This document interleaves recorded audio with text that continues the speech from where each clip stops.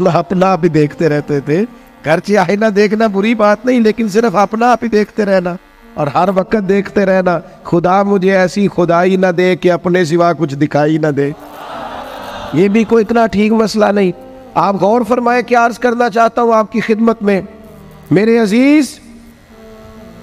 एक तो अगर मैं बड़ी समझदारी से और बड़े गौर से और बड़ी तवज्जो से आपको ये बात समझाना चाहता हूं कि अगर हुजूर से प्यार करोगे ना, तो ये जितनी दौलतों की और शोहरतों की मोहब्बत दिल में आती है, ये खुद ब खुद निकल जाएगी, खुद ब खुद निकल जाएगी, आसानी हो जाएगी, जीना आसान हो जाए।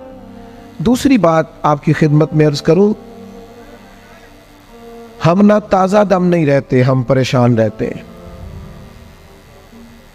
हम बोर होते हैं, हमारी तबीयतें बाज़ोकात जल्दबाजी करती हैं, हम बाज़ोकात उलझ जाते हैं, करार तलाश करते हैं। उस करार को तलाश करने के लिए फिर बाज़ लोग उल्टी सीधी मूवीज़ देखते हैं। बाद लोगों का ख्याल है कि शायद मैं कोई लतीफ़ा सुनूंगा तो मामला ठीक हो, फिर उसका नतीजा भी निकला है लतीफ़े सुनने का। अब लतीफ़े सुनाना भी इतना बड़ा काम हो गया है कि मौलवी है पगड़ी दाढ़ी वाला, लेकिन उसके नाम के नीचे लिखा फ़नी मौलवी। खुदा के बंदे, ये संजीदा स्टेज है, दीनदार लोगों का करने का काम है, आप क्या कर रहे हैं? मौलवी भी फनी होता है, 6 मानादार, कि हमारा मिजाज था हर चीज शुगल मेला, हर चीज हंसना उलझना। मेरे अजीज, हम चूंकि सुकून चाहते थे, कुछ ने इधर उधर की मूवी देख ली, कुछ ने हंस लिया, कुछ सैर को चले गए, कुछ का ख्याल था खाने खा लेंगे तो सुकून आ जाएगा। याद रखना, इन चीज़ों में सुकून नहीं है, इनमें तो आप उलझते जाएंगे। मजीद तो सुकून कहाँ है, करार कहाँ है? आप कभी सहाबा की जिंदगियां देखें ना, हालात जिस तरह के भी थे ना, उनको जो सुकून मिलता था वो रुखे मुस्तफ़ा से मिलता था। उनकी तबीयत पूरी लग गई थी कि हुजूर अलैहिस्सलाम की जो यादें हैं वो दिल को ताज़ा करती। उनका ख्याल था कि बाहर अगर किसी चीज़ का नाम है तो वो जिक्र मुस्तफ़ा है, याद मुस्तफ़ा है और दीदार मुस्तफ़ा है। आला हजरत मुफ्ती हैं, फतवा देते हैं। आला हजरत मुफस्सिर कुरान है, कंजुल ईमान बजाते खुद एक तफसीर है, तर्जुमा ही तफसीरी है।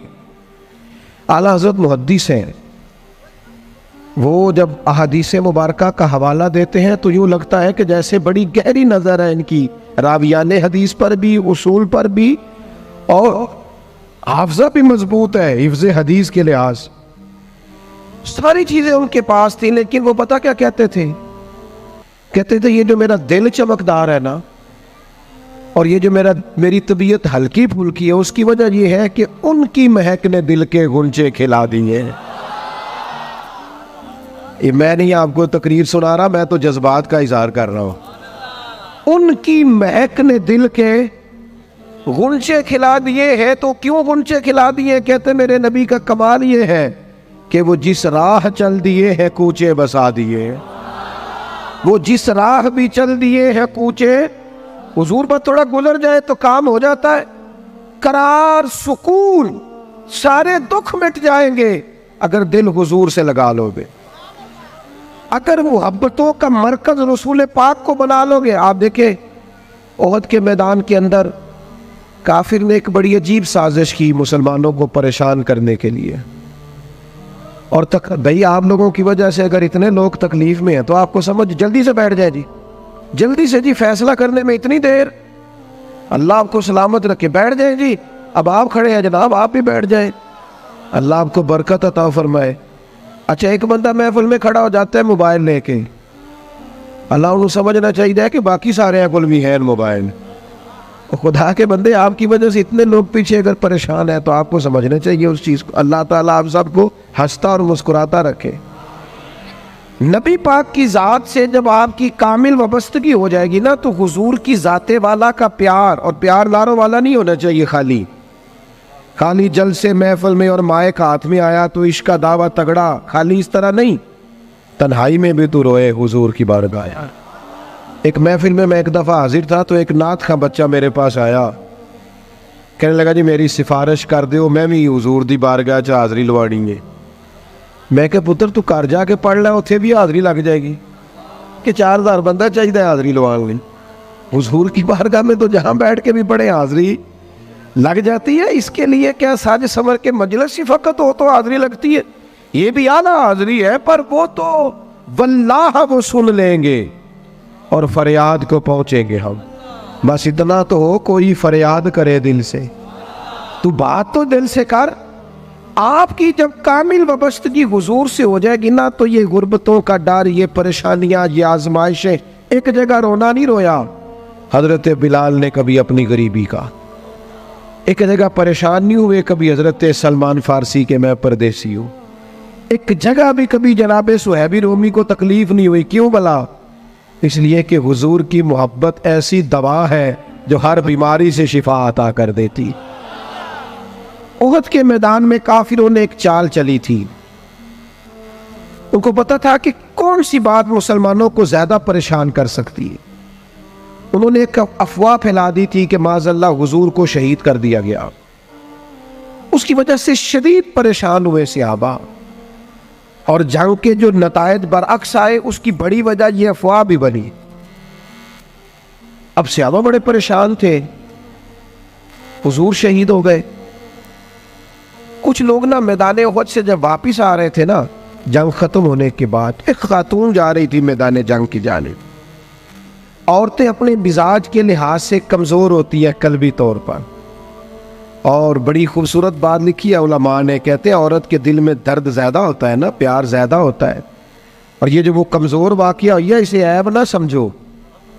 इसीलिए तो अल्लाह ने बच्चे को पालने का ज़िम्मा उसका लगाया है कि वो शफ़क़त ज़्यादा रखती है, मोहब्बत ज़्यादा रखती है, दर्द दिल ज़्यादा रखती। इसलिए जिस दर्द से वो बच्चे को पाल लेती है ना। मेरा बेटा एक दिन घर में कुछ पका हुआ था, उसकी अम्मा कहने लगी खाना खाओ, कहता है मैं नहीं खाना। ओदी अम्मा कहती मैं बड़ा जोर लाया, बड़ी मेहनत की थी, बड़ी गर्मी च पकाया, अज तो यही खाना पड़ा है। कहने लगा मैं नहीं खाना, मैं आराम से खाना खा रहा हूँ। अब वो माँ बेटा बहस कर रहे हैं। थोड़ी देर गुजर गई तो मैनू कहती तुसी क्यों नहीं बोलते? मैं क्या मैनू पता है किन्ने जितना है, थोड़ी देर बाद खलो जाओ, मैनू पता है किन्ने जितना है। वो बच्चा उठ के अंदर चला गया, कहने लगा मैं नहीं खाता, तुसी खाओ। वो फिर 5 मिनट लगे तो वो पकाना शुरू करता जो बच्चा कह रहे हैं। तो मैं क्या मैंने तो पता है ना नतीजा की है, तो इस बहस में जाने की ज़रूरत है। इसलिए कि माँ औलाद के सामने हमेशा ही हार जाती है। वो औलाद के सामने जीत सकती, वो नहीं जीत सकती ना। शफकत ऐसी है। औरतें मिजाज के लिहाज से अल्लाह ताला ने नरमी दी होती, इसको ऐब ना जाना जाए, ये अल्लाह ताला ने उन्हें वदियत की है चीज़। तो खातून जा रही है मैदान उहद की जानिब, वहां से सहाबा आ रहे। तो खातून पूछती है सहाबा से हुजूर का क्या हाल है? तो एक सहाबी अपने लहजे में गोया कहने लगे खबर मुश्किल है, पर तुझे सुनानी भी ज़रूरी है। इस जंग में तेरे भाई का इंतकाल हो गया है। बहन के लिए इससे बड़ी भी कोई खबर होगी कि भाई का इंतकाल हो गया? वो खातून ने ये खबर सुनी, इन्ना लिल्लाहि व इन्ना इलैहि राजिऊन पढ़ा, आगे गुजर गई। अगले सहाबी से जाके पूछती है हुजूर का क्या हाल है, और बेचैन है, दौड़ी जा रही। ये मेरी बात को समझे आप। किसी एक जगह जब आपकी मोहब्बत का गलबा होता है तो फिर बाज गम लगते ही नहीं। आपकी कैफियत ही और होती है जिंदगी गुजारने में। आगे बढ़ी, एक और सहाबी मिले, उनसे पूछती है हुजूर का क्या हाल है? तो कहने लगे मेरे पास तेरे लिए एक बड़ी सख्त खबर है, तेरे शौहर का इंतकाल हो गया। उसने थोड़ी देर के लिए खामोशी इख्तियार की, अल्लाह की रज़ा पे राज़ी रहने के कलिमात अदा की और आगे बढ़ी। एक और शख्स से सवाल, ये ज़रा सोचते जाना, ये खबरें अगर अचानक मिले, भाई चला गया है, बाप चला गया है, इसको सोचना, अपने ऊपर तारी करना, खुदा ना करे ऐसा हो, पर जब खबर मिले तो कैफियत क्या होती है। वो खातून आगे बढ़ी तो एक शख्स और मिला, पूछती है ज़रा बताओ ना हुजूर का क्या हाल है? तो कहने लगे मेरे पास तेरे लिए खबर है कि तेरे वालिद भी इस जंग में शहीद हो गए। बेटियों का तो मेका ही बाप से होता है, माँ से होता है। वालिद चले गए, थोड़ी देर के लिए गर्दन झुकी, कलिमात अदा की, और फिर पूछती है सहाबी से, वालिद चले गए, भाई चले गए, शौहर चले गए, मुझे बताओ कि मेरे नबी पाक का क्या हाल है। तो सहाबी कहने लगे, अल्हम्दुलिल्लाह मैं ज़ियारत करके आया हूँ, रसूल पाक बिल्कुल ठीक है।